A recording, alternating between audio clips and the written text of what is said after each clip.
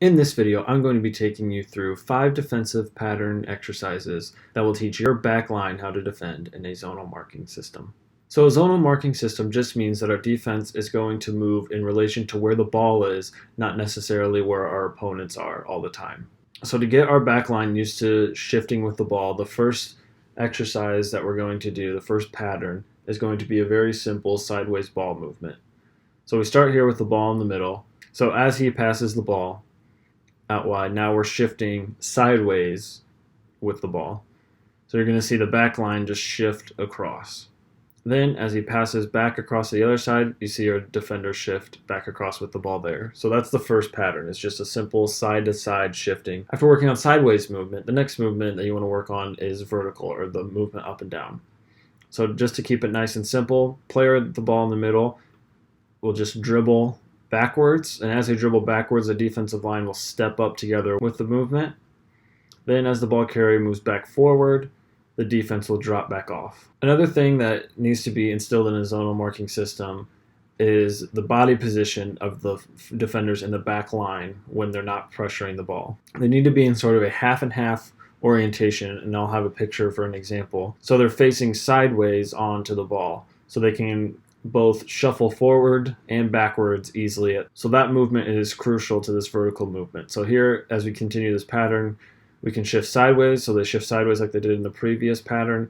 Then this player dribbles backwards, they shuffle forward together, and then as the player comes back, the defense moves back. Now let's look at how a defender would step out to apply pressure on the ball. So we'll play the pass to the player here on the left. So first we're going to take a look at how the central defenders will step out and how the defense reacts to that. So the player with the ball will come forward, and now the number 4, the central defender, will step out, and the other 3 will tighten in behind. The main goal is not to allow any passes into gaps through the middle of our defense. We want to force the ball either wide or backwards.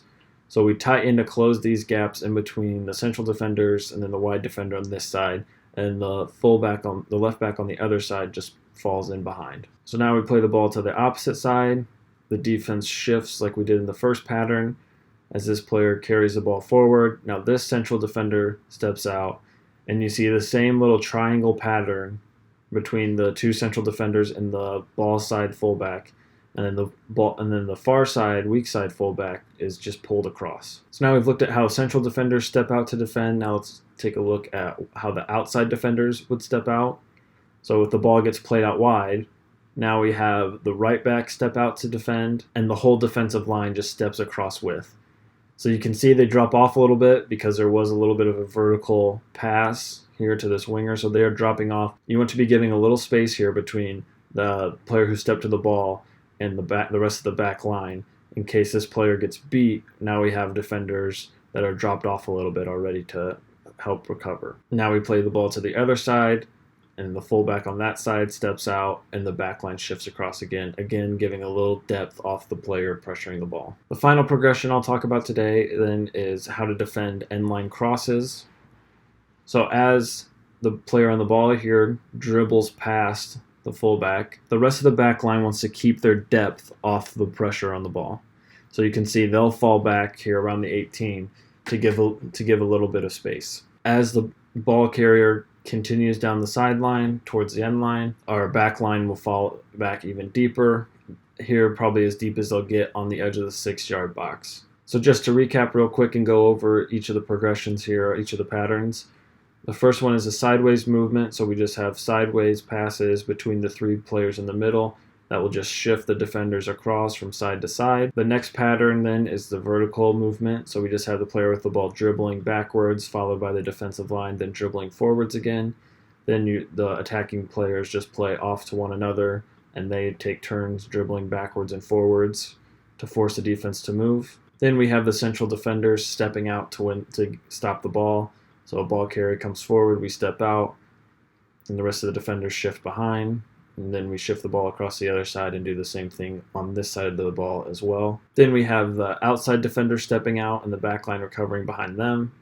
So we see it like that. Then we'll shift the ball across the field, and the opposite goes the same way. And then finally, what we just talked about, you have the crossing situations where we want the rest of the back line to be giving a bit of depth off the pressure on the ball, falling all the way back to the 6-yard box if necessary, and then defending crosses. The main point is to keep these patterns repeating at speed and increase the tempo of the passes and movements from the attacking players so that the defenders are forced to shift quickly side to side with the ball. Obviously, the next progression after this would be to then add in the midfielders in front. But since we're only talking about the back line here, this video applies to basically any formation, especially with 4 defenders at the back. You can play any midfield in front to help cover this, but these principles apply to any zonal marking back line. Thanks for watching, and please leave any feedback in the comments.